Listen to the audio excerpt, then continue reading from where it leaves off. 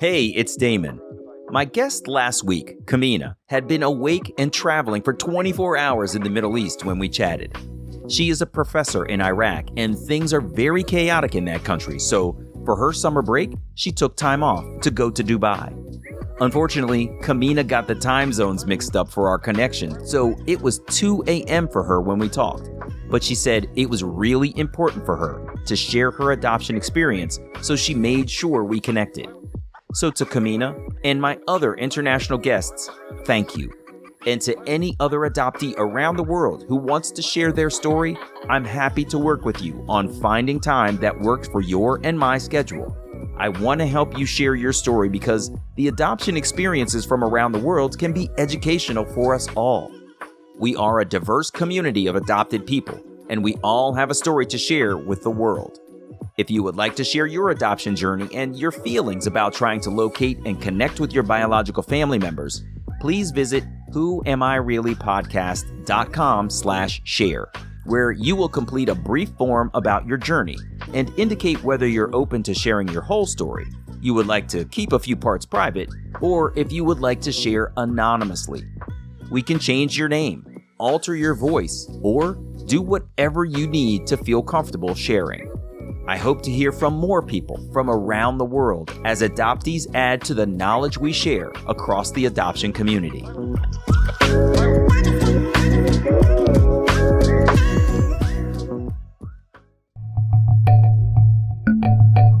We just want to be able to own our own history. We just want to be able to own our own identity so that we can stand firm on the same soil that everybody else stands on. The same soil that I stood on before I discovered that I was adopted.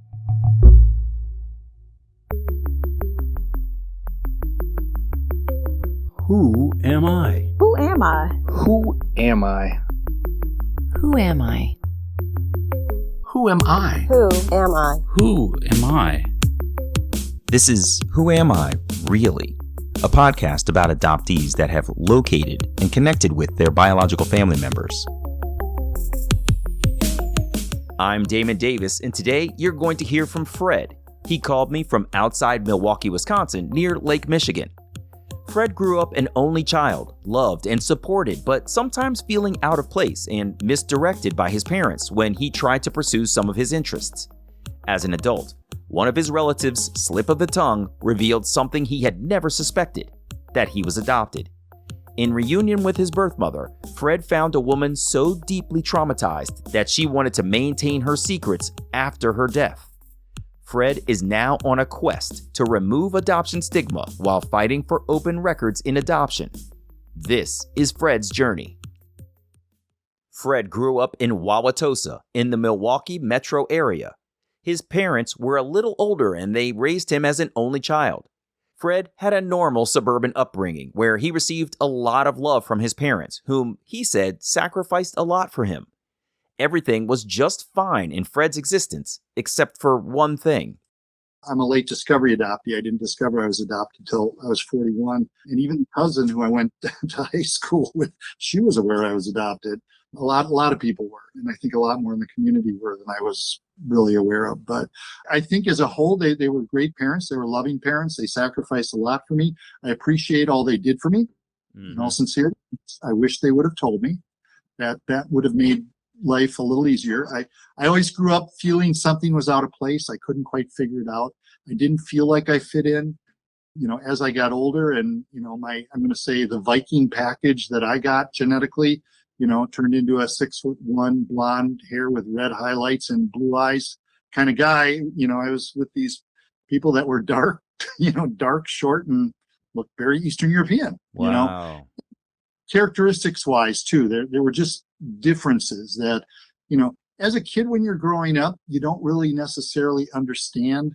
And especially if you don't know you're adopted consciously, all the intricacies of where characteristics come from. So my read on everything is I'm broken, because I don't really fit in with these people. I'm different, and so I must be broken. That was kind of my inner feeling. That was the deep-seated kind of driver, in how I grew up. But when I was 18, is once I finished high school, my parents did suggest I go away to school. So I did go up to UW Stout, which was about 5 hours away, 6 hours away from home. And it was interesting because up there, I went from basically a low C student. I had terrible grades in high school to a straight A student. I think once I got out of the environment, even though they loved me, they did the best they could. Adoptees are hard to begin with, and then if you're kind of playing the let's pretend we're not adopted game, I think it adds an extra layer of complexity that pose difficulties both for them and for me. Yeah. Let me take you back for a moment because you hit on some things that I'd like to hear a little more about. There's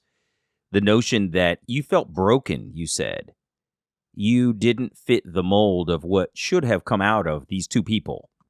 And you look different. And it sounded like you said there were also sort of characteristic differences too. Can you tell me a little bit about those characteristic differences?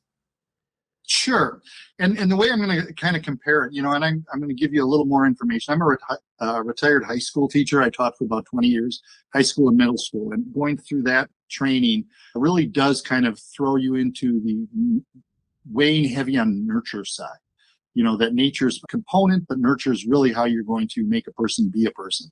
And I think between teaching and then my experience as a late discovery adoptee, I've pretty much flipped the boat on it, where I'm going to say today, I believe it's probably about 80% nature and maybe 10, maybe 5% nurture that really impacts it. And my best example always is, it's interesting. I could never turn a Pekingese into a pit bull, but I can teach them both to sit. That is, there's basic characteristics that are ingrained that you're not going to really change, and those have to do with temperament. They have to do with interest. As a kid, I was very interested. I was in choir. I, wanted to be in plays, and my parents thought that was not good. They wanted me in sports, and they wanted me in competitive swimming, and, they pulled me out of stuff to get me more aligned with what they, thought I should be, and I'm just going to say it created a disconnect, for me, not just with them, but a disconnect within myself. And it's not just my parents. You've got to keep in mind, they come from two families too, so I'm interfacing with all their families. I'm interfacing with cousins, I'm interfacing with aunts, uncles, grandparents, and all these people just look and seem different than me. So, I'm a kid. What do you think? I'm broken. I'm a defect, something's wrong with me. And then that kind of builds on itself, unfortunately. And so when I did discover it, honestly, at that moment, nothing made sense. But at the same time, it all made sense. It was like, oh, that explains a lot. Well, in the discovery, sure. But before we get there, I just want to continue to push a little bit. Let's stay in your young years. You're being pulled out of stuff that you're interested in. And it must have really sucked to be like, man, I love this. And they're like, no, you need to go do that. And just constantly redirecting your energy into things that you weren't even interested in. Like, how did that make you feel? Well, I think as a kid, what it did is it kind of shut me down in regards. I think instead of, I would try at things, that they wanted me to do. And then, I don't mean to make it out like they didn't let me do anything I wanted to do. But if there was a conflict, and, I'm going back to one particular situation where I was in middle school and I was in the competitive swim club at that point already and had an important meet. And at the same time, I had been slotted to do a part of a trio for a choir concert. And I was really into the choir concert and I wanted to miss the meet, and my parents wouldn't let me. They just said, no, you got to set your priorities and we're going to help you with that, and they did, and so I ended up getting pulled out of the choir trio, and I swam, but I didn't exactly do very well. And I think I shut down in many regards because I couldn't figure it out. To me, they were right. You're right. I should be interested in this because that's what everybody around me is doing.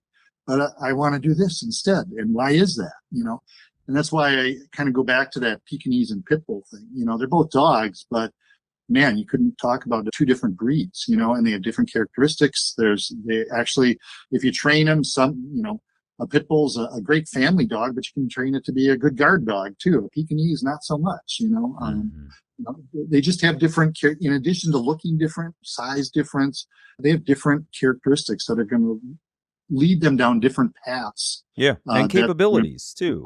Yeah, exactly. Right? If your propensity is for theater, singing, and say science or something, and you're constantly being pushed towards swimming, basketball, and lacrosse, your propensity to take to those things is diminished because you've been removed from your core skill set and placed into something that people assume you should be able to do.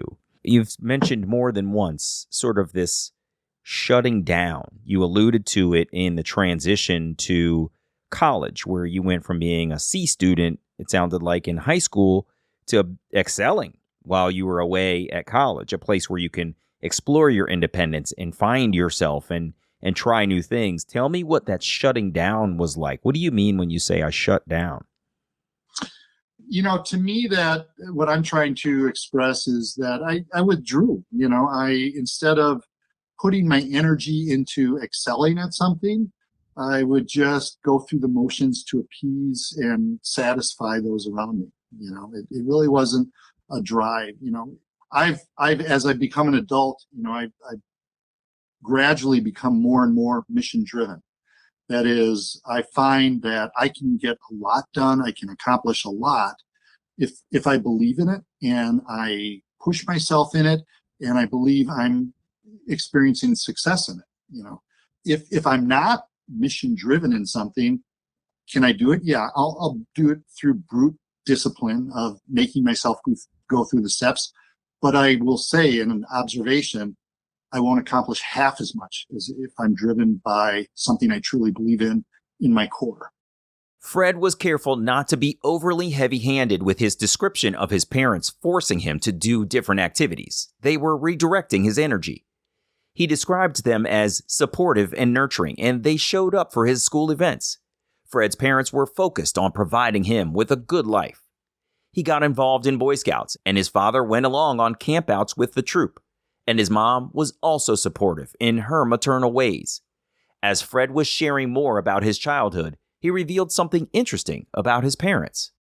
They entered adoption from their perspective with their own baggage and trauma, and how they grew up, and I know the backstories. My dad came from a split family. His parents were both immigrants from Romania, and they married in the 20s. And in the 30s, they divorced. Obviously, it was during the Depression, and that didn't go so well. So my father, along with his brothers and sister, ended up in the county orphanage for a few years. And eventually, he was the youngest. His sister got old enough to get out, and then she basically rescued the rest of them and brought them into her family and helped them get on their feet. So he came from that background, which I'm going to say it tainted him. It traumatized him. It affected him, and so I think that drove a lot of his decision making in regard to my not knowing. Theoretically, the driver of why I wasn't told I was adopted was because he didn't want to see me have to live with the baggage of being an orphan that he experienced as a kid. And they had passed away by the time I found out. So I have no way of really knowing if that's correct. His sister told me that, Wow. But I believe it, honestly, based on what I know of him. He was a decent guy. He was a nice guy. I could see him having that compassion, and believing that that was the best thing to do.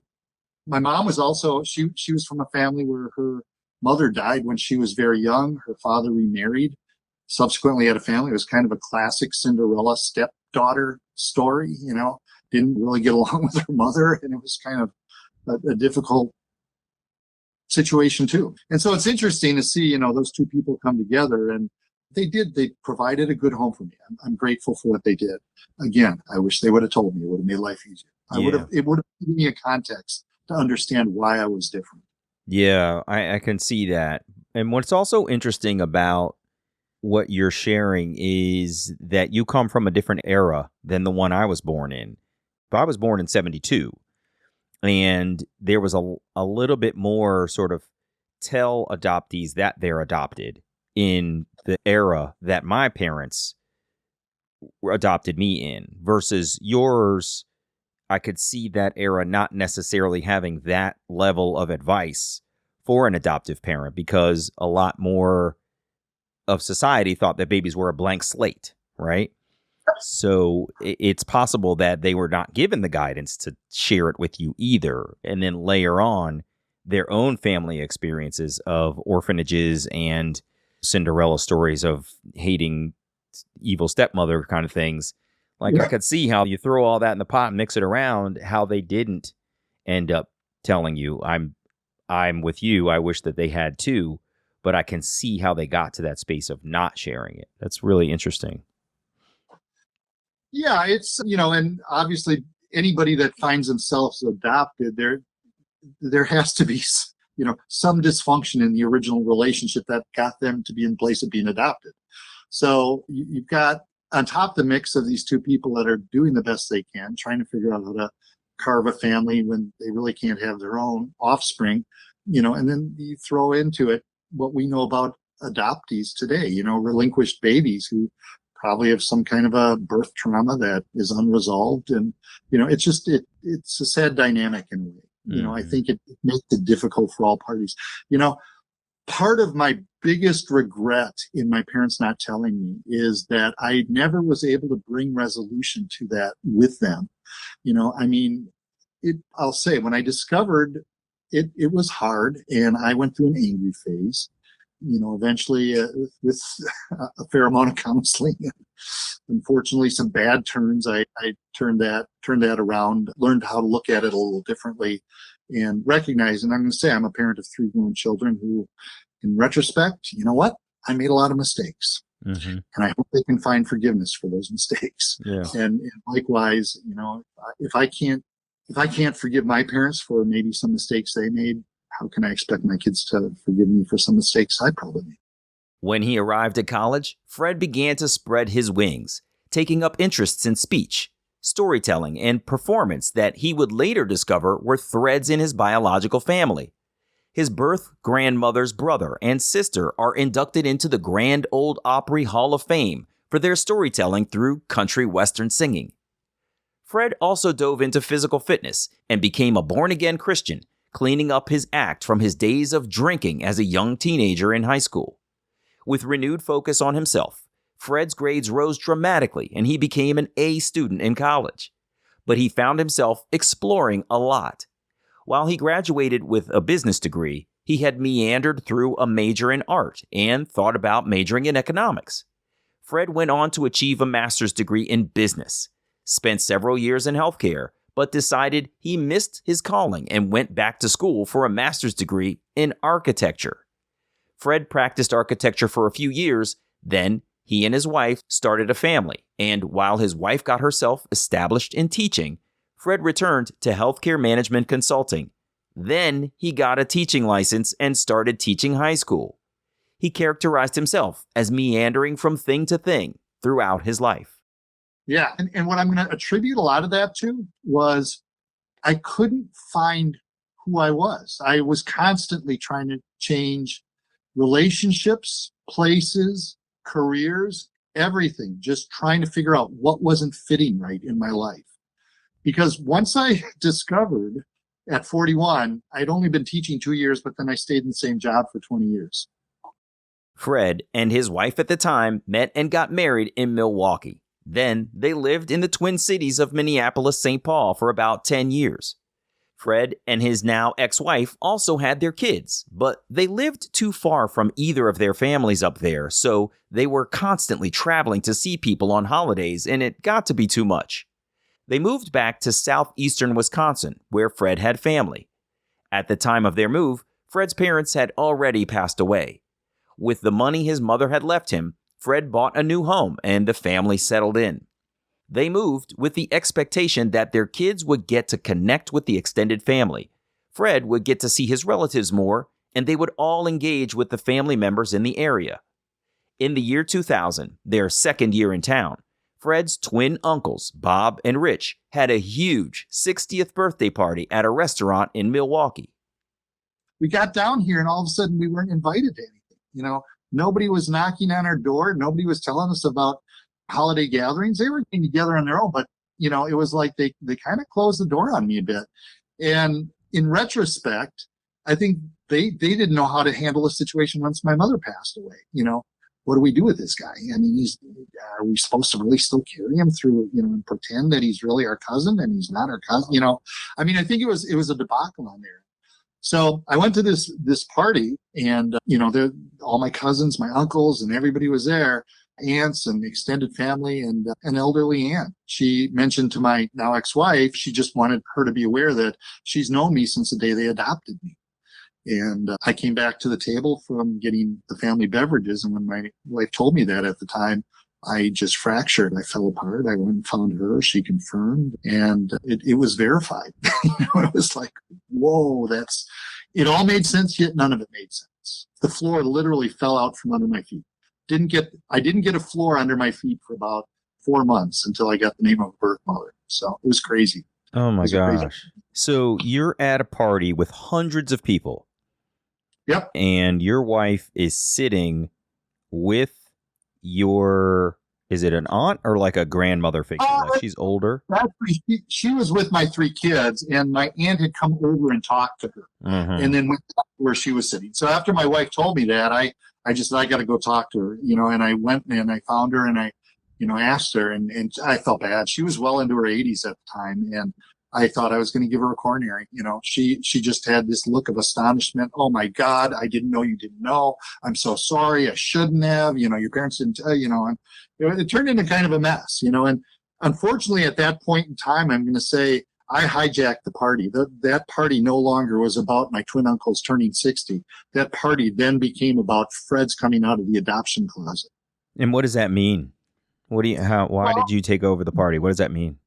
I didn't try to take over the party, but, immediately my first reaction was, I have to get out of here. I just have to get out of here. So I gathered my kids, my wife, I had a number of them kind of running after me as I'm scooting everybody out into the minivan. As I'm looking, I'm seeing people just come out of this restaurant, kind of like they're trying to find out what happened to me. I think they cared. I think they were concerned. They didn't know what to do, but it was a situation where, they knew, they all knew, everybody knew. I didn't know. I was the one that didn't know. It was like the emperor's new clothes. I was naked. Everybody there was looking at a naked guy, and they all knew I was naked my whole life, and I didn't. That is so crazy. Oh my gosh. I'm sorry you had to find out that way. That's really terrible. And I know she didn't mean to hurt you, but just to have something as massive as that come out, as you've termed it, a slip of the tongue, you want something like that to be an intentional delivery, not an accidental discovery. Maybe a little more private. Maybe a little more private would have been helpful. Certainly, yeah. A 1-on-1, maybe even a 5-on-1, I could have dealt with better than a 200-on-1. That was kind of crazy. Now, what I'm going to say too is that was the first swing of the wrecking ball. That was what unearthed my foundation. That party was on a Saturday night. When Fred got his family home, he felt a burning desire to get more information. He got in his vehicle and drove around Milwaukee and knocked on doors of people he thought might have more information about his adoption. Most people didn't have much to share, and many were surprised Fred didn't know he was adopted before that night. Others were shocked that he had found out that night. The next day, Sunday, Fred crashed, withdrew, and tried to process everything. He walked the beach along Lake Michigan for nearly 10 miles, he thinks, all night until just before he had to go to school to teach on Monday morning. I walked the beach, and I walked, the best that I can figure, I walked about 10 miles on the beach one way, and then suddenly had to turn around. I got home at 8 a.m, just before I had to go teach high school, which I did that day. But it was a crazy time. You got home at 8 a.m? Yeah. Wow, you were out all night. Yeah, just walking, crying, sobbing. I basically fall apart. I had 2 dogs with me, and then I kind of come back together. And I'm going to say, Damon, it was a magical night. Lake Michigan, where I live, the sand has a certain consistency that when you walk on it, it barks. It just kind of barks, and so like I had this barking just kind of going nonstop. And the northern lights came out that night, and then it had also rained earlier, so there were depressions in the sand with water in them that all of a sudden started, these misty sculpture type things were emerging as the northern lights were like just going nuts as I'm just walking and trying to process, and what I'm going to say is that processing wasn't just about me being adopted. It was thinking about every relationship I had growing up and what the implications of who knew and who didn't know and what that meant to me, what it meant to them. What did it mean that they harbored that secret for so long? Why didn't my parents tell me? Why did I find out now? It was a rabbit hole that I couldn't stop going down. Yeah, I can imagine. I mean, because as you've said, they died before this discovery. So you can't even say, I think I'm going to call them tomorrow.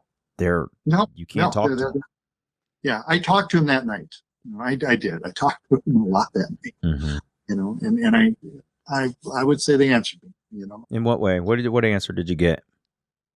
I saw them sad. I felt they were sad. They were sad that it shook out the way it did. So, I don't know that I got an answer of why they did what they did. That took years to kind of come to terms with in itself. Monday morning, Fred went to school to teach with the knowledge that he's an adoptee. He was new to our community, so he called himself naive back then. When he called the state of Wisconsin, they confirmed he was adopted. He said the next questions out of his mouth were, who am I? Where did I come from?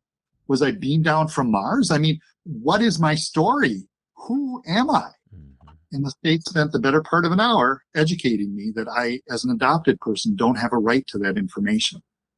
That prior to that, as a non-adopted person, I enjoyed the pleasure of understanding my factual birth information. But as an adopted person, I had a different set of laws, a different set of rules that I lived under. And I just needed to accept that. Wow. And I'm going to say that was the second swing of the wrecking ball.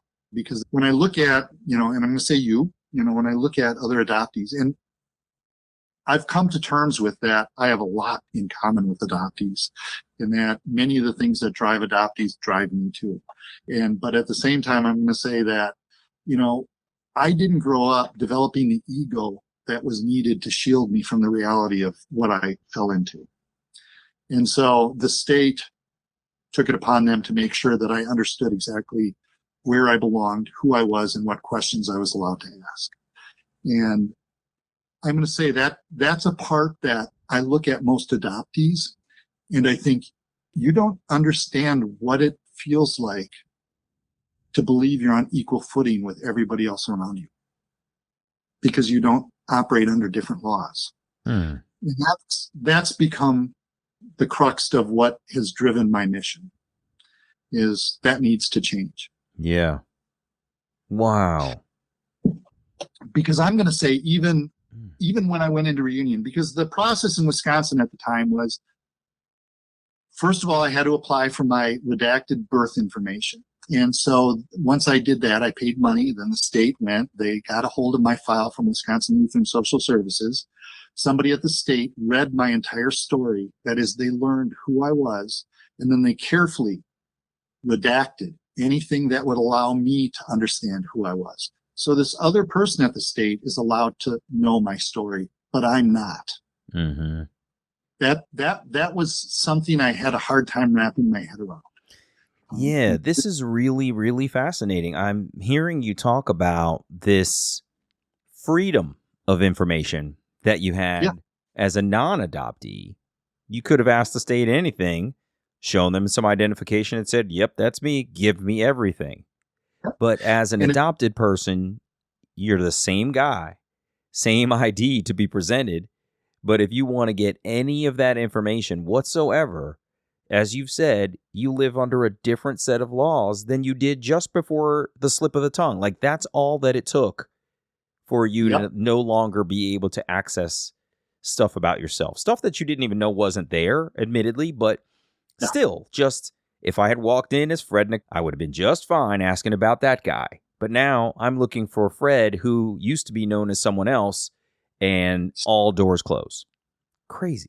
It is crazy. Once Fred had the redacted file, he was allowed to write a letter to his birth mother explaining who he was and why he was reaching out. The state took that letter, found his birth mother, explained her rights to her that she could accept Fred's request for his original birth certificate or OBC and it would be released to him, or she had the right to decline. If she declined his first attempt, 5 years later, Fred could write her another letter and she would be at another decision point with the same rights. Except the second time, if the woman declined his request to access his OBC, the issue was terminated. The case was closed, and Fred would not be allowed to pursue discovery of his original identity through the state anymore until the woman passed away. But the state isn't going to call and say, hey, your birth mother just passed away. And without knowing her identity, there was no way to keep tabs on her life, nor her death. Now, I'm also going to say, take the read on her side of it. She in 58 went through some horrific things. Mm-hmm. She had to hide behind couches. People came over. As soon as she started showing too much, she got shipped off to Milwaukee. She was from a small town where she was put in a work wage home until she gave birth. And then her baby was taken from her. Mm-hmm. And then she was back to her community and told to forget about this ever happened. Just pretend it never happened and don't talk about it because it'll just bring shame to your family. That woman was scarred for life, and she agreed to let me find out who I was.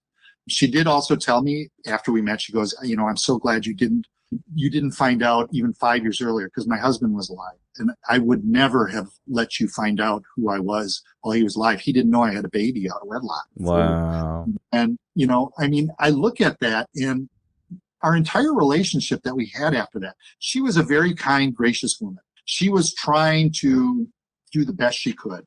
At the same time, I'm going to say she couldn't get away from that blanket of shame that had been put on her. So if we went out to eat, because don't forget at this point, I have 3 kids. Those are her grandkids. Oh my God. She would die for those. She wanted to find out more about them. She wanted to love them, but at the same time, she was torn. How does she deal with that? So we'd meet in restaurants, but I'd have to come in one door. She would have to come in another. When she passed away, she explicit instructions. I could not go to the funeral.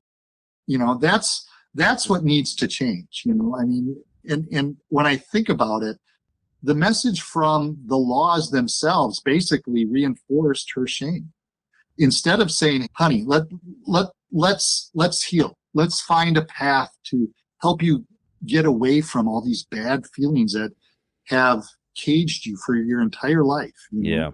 Yeah. We, the system, were wrong in the past, and let's see if we can help you to heal, to get past what we put you through, right? Yeah.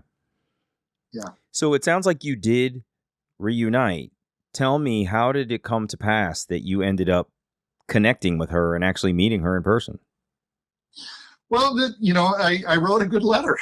I'll even say, though, that, the caseworker who, again, I don't hate the caseworkers at the state. They're doing the job that's described in law that they have to do, and she coached me a bit on it. And she said, what you want to do, what I've seen as far as, first of all, keep in mind, your letter is only one part of the whole puzzle for her. She's got other things. She might have a husband that doesn't know, and she doesn't want that to come out, and if that's the case, you're just out of luck. It's too bad. You'll just have to go on through life without an identity, I guess, But she also said, give her bits and pieces, but don't tell her too much. Make her curious. Make her, basically bait her with a worm on the hook, but make sure she bites, And so I told her I had 3 kids, but I didn't tell her much about them, and I think as a whole, it worked. Now, on the other hand, she did say, there was, every time your birthday came and went, I didn't even know if you were alive. I wanted to know. That's what made me disclose at this point. And she made me promise that I wouldn't tell. So even in my book, her name's masked. My half siblings are masked on her side. I stuck to my word, but I'll say that was a tough relationship, just having to live as the bastard in the closet, that can't come out and can't be seen in the light of day, For their first meeting, Fred went to his birth mother's house about 90 minutes from his. He said he was super nervous and he was worried he was going to scare his birth mother away because he had a lot of questions, including a few about his birth father. So I wanted to engage. I didn't know how I felt about the relationship itself.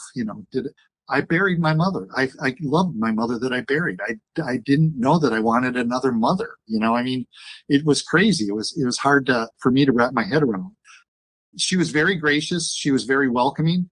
She looked at me and she went, "You look just like him." And, that relationship didn't end well. Yeah. Yeah, that's one of the big challenges for adoptees coming back is we resurrect the entire situation from whence we were conceived, and something as what you can hope to be true, like I hope I look like one of them or both, can also work, as you've said, to your detriment. This is a relationship that didn't end well, and you look just like that guy. And now he's standing here before me with you and that situation. It's a lot. Yeah. I'm 23 years into it, since I discovered. So I've gone through a lot of reunions. I went from being an only child to I have 6 half siblings. 2 of them were dead before I even found out. One of them has since died, but I've had some great reunions, especially there's an uncle, my biological father's half brother. My biological father passed away before I even discovered I was adopted, which I think that actually made me dive deeper into finding out who he was. That's what a lot of my book is about, trying to unearth that family, find out who that is. So I'm trying to discover that side of me. So let's go back to the reunion. So she told you that you looked like him, but how was your actually reunion experience? Did you guys hug? Were there tears? Was it laughter? We hugged. There weren't tears. I think we laughed periodically. I don't know that we ever, in our best efforts, and I'm going to say again, similar to what I described with my parents, both my biological mother and myself came at this situation with some deep-seated trauma that needed resolution. Mm-hmm. And I don't think those relationships, honestly, are the place that's necessarily going to happen. The healing. The healing. I think the discovery of who the people are helps in the healing. Understanding the context helps in the healing. You don't have a relationship at that first meeting. You need to develop a relationship. And that would be the one thing I would say to any adoptee going into reunion is understand there is no relationship there. That's what you're going to build. And if you give it time and put a lot of energy into it, maybe you can build a good one. But there's no guarantees. And probably there's going to be struggles. Yeah, that's a really good point. There is no relationship going in. It's only the connection that you've established. It's not a relationship. Every relationship takes time and energy. Yes.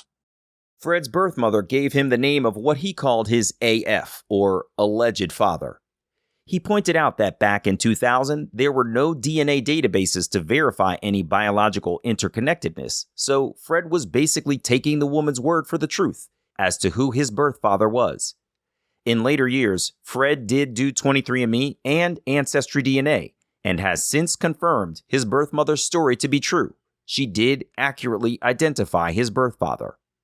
I wondered what Fred had learned about the situation surrounding his conception. They were going out for, I think, a considerable amount of time. She was a teacher in the community. I think she taught 4th grade.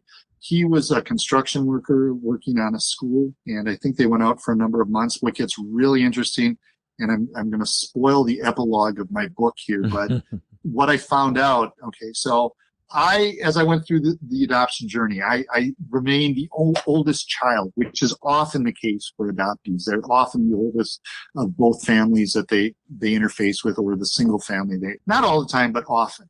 And that was true until about 2 years ago, when all of a sudden I got an email out of the Ancestry database from a woman who indicated she was puzzled because we were like first cousins and were really close. We had a lot of centimorgans that were all tied together, and she didn't know who I was. Her only clue was that her father was adopted and that he never pursued finding out his identity.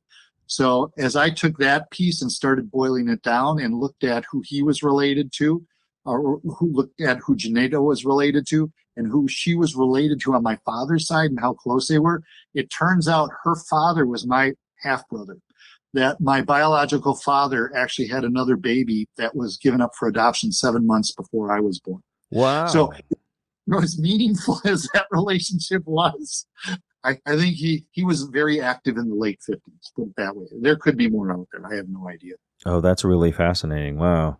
So how did your relationship with your birth mother turn out?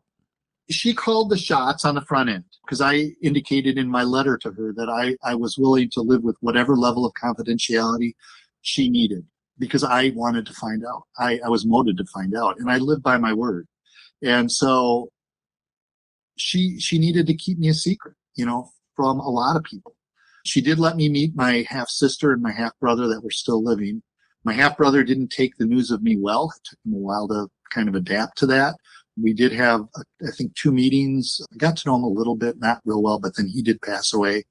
My half sister, I had a relationship with that went through many different levels of intensity, and it was a hard relationship. I still have a relationship with her, but it's kind of distant at this point. My mother, I'm going to say, my birth mother, it eventually ate at me that I was in this relationship that I couldn't be acknowledged. And it created problems on my end. And whereas I'd say we continued to engage, I think it reinforced the shameful side of her, in which then also reinforced the perceived rejection on my part. And so it was a difficult relationship.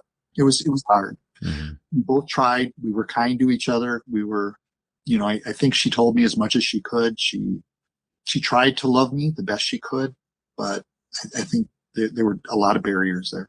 It was difficult. After decades of deeply entrenched barriers that his birth mother had put up over the 41 years of Fred's life, it was hard to make a meaningful relationship with her. Like he said earlier, the secrecy of his existence was like being a bastard in the closet. I wanted Fred to share what it was like when he found out his birth mother had passed away and how he felt knowing he was specifically banned from attending her funeral. I'm a full disclosure kind of guy. So I'm going to tell you in all sincerity, Damon, over the course of 6 to 7 years following my discovery, didn't deal with it as well as I should have, or as well as I could have, and developed, I'm going to say, I took a drinking problem and accelerated it to a point of dependency. As a result of bad things on my end and things I regret deeply, I was without a license for about a year. And unfortunately, that was the year where she was going downhill. So I wasn't able to see her as much as I would have liked to. She was in a long-term care facility at the very end. And when I did get my license, I wanted to go and visit her. And I did go visit her once, but she was fairly sedated. I don't think she even knew that I was there at that time. And then a couple weeks later, actually it was probably about 3 weeks later, I called the facility again, and they deferred telling me anything. So then I did an obit search on her and discovered that she had passed away. I'm sure I had seen her. So it was about 3 weeks.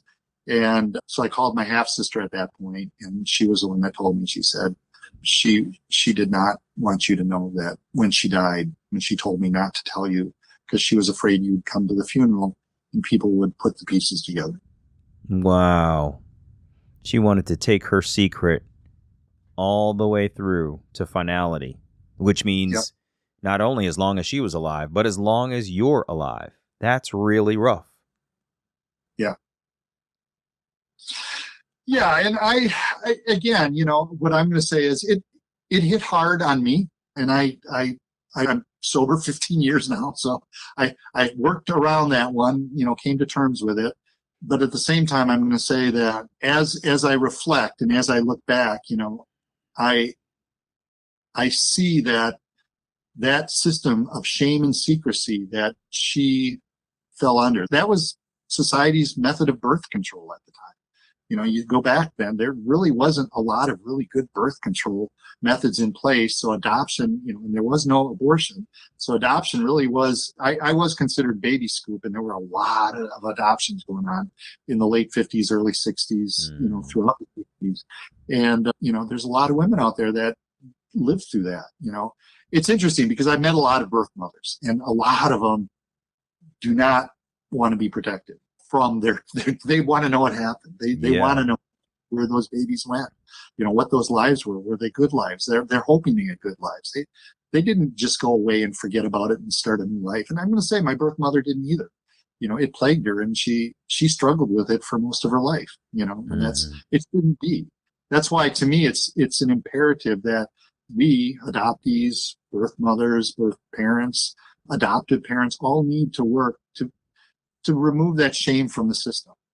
Some of it's legal, some of it's just social stigma, but that needs to be our mission. We need to do that. I agree. My final question for you, Fred, how are you doing now? You've been through a lot. You've discovered late that you were an adoptee. It took the earth out from under you. I mean, you walked all night contemplating why, who, everything. You found your birth mother and were forced to remain a secret and never got to meet your birth father and never got to ask your adoptive parents, like, what's up? Why? How are you doing now? You've been through a lot. It's interesting because, I disclosed to you that I came face to face with dependency, alcohol dependency and drug dependency. And the first step was sobering up. I fell into a hole. And what I'll say, the sobering up and going through recovery and learning tools to help cope, to help manage stress better than drink, all those things like gratitude lists, finding spiritual growth, coming to terms with the higher power, leading on to reestablishing a faith in God and my own personal walk with, as a Christian, which today I'm found, I'm firm in. Those were all things that helped me heal. And what I would say, the final pieces of that really, you're aware that I wrote a book, Forbidden Roots, the writing of the book, getting it out there. And what I found, it was kind of interesting because I'm going to say it's not even so much the book itself, but the book is a platform on which I can stand. I also sell gluten-free breads and cookies at farmers markets. And I sell my book side by side with the breads. And I can't tell you how many discussions I engage with people, just educating them in terms of what the reality for adoptees is, that, in Wisconsin, there are 2 laws that are coming up that it's important. And I have a sheet that I hand them and say, write your assemblyman, write your senator, tell them, that adoptees should just have the same right as everybody else, the vital statistics. We're not entitled to a relationship, and that's not what we're after. We just want to be able to own our own history. We just want to be able to own our own identity so that we can stand firm on the same soil that everybody else stands on, the same soil that I stood on before I discovered that I was adopted. And that's where we get a little into the history, that discovering I had a number of relatives that fought in the Civil War, fought in the Revolutionary War, fought for a lot of wars that really tried to establish, that all men are created equal, that we should have a footing there, that we shouldn't be discriminated upon. That all helps. So, in the end, writing the book was good, but I'm going to say the discussions that have ensued since then, meeting the adoption community, the adoptees, has just been phenomenal. Yeah. I mean, there are some, such as yourself, there are outstanding people out there that have been through a lot, that have, gone through the butter churn and have taken that and are now pushing it forward into a positive experience to help create change that needs to be. That's really well said. Really, really well said. And it's interesting that you sort of give the metaphor of soil and the soil you stand on and the forbidden roots. And it's interesting, too, to reflect on your story that you grew up with an immigrant's understanding of America based on your parents' history and their family's history coming to America. And you end up discovering that you've got deep roots in America based on your biological family's connections to historical events. And this is exactly what you were just saying, the notion that we should be able to discover our own history, both personal as it relates to our biological mother and father, and like, how am I connected to the rest of this world? And it's fascinating that you put that metaphor together, because it does in fact highlight the differences in what it's like to be adopted versus what it's like to be biologically born into a family and know all of that stuff. So thank you for that. Yeah, and I'm going to say you nailed right on the head, your podcast, Who Am I Really? I mean, that's what it's about, and that's, to me, my mission is just making sure we're given the tools to put that together. Who am I really? Yep, that's right. That's what I want to know. Very good. The book is called Forbidden Roots. Fred, thank you so much for being here with me, man. I really appreciate it. And I'm glad to hear that you are on this journey of recovery and sobriety and late discovery, adoptee activism. And we're glad to have you, man. Thank you very much for being here. Appreciate it. Thank you. Thank you for your work. You do some awesome service work, man. I appreciate it. My pleasure, brother. All right. You take care. All the best to you, okay? All right. Thank you. See you, Fred. Bye-bye. Bye-bye. Hey, it's me. Fred grew up in a great family, but feeling like he just didn't fit, which he said left him feeling like he was broken. I cannot even imagine how it felt for his elderly relative's slip of the tongue to reveal to Fred he was adopted in the middle of a 60th birthday party. Having his adoption revealed so publicly felt like the earth had fallen out from under him. In reunion, Fred said he felt like his relationship with his birth mother had barriers in it that she had carried for 41 years. And it was really sad to hear that even on her deathbed, she wanted to maintain her secret through the end of her life. But Fred has found his voice in the adoptee community, shining a light on the opportunity for legislative changes to allow access to original birth certificates in Wisconsin, and supporting birth mothers in relieving any shame that they might feel from the placement decision they made so long ago. Fred's book is called Forbidden Roots. I hope you'll add his story to your reading list. I'm Damon Davis, and I hope you found something in Fred's journey that inspired you, validates your feelings about wanting to search, or motivates you to have the strength along your journey to learn, who am I really?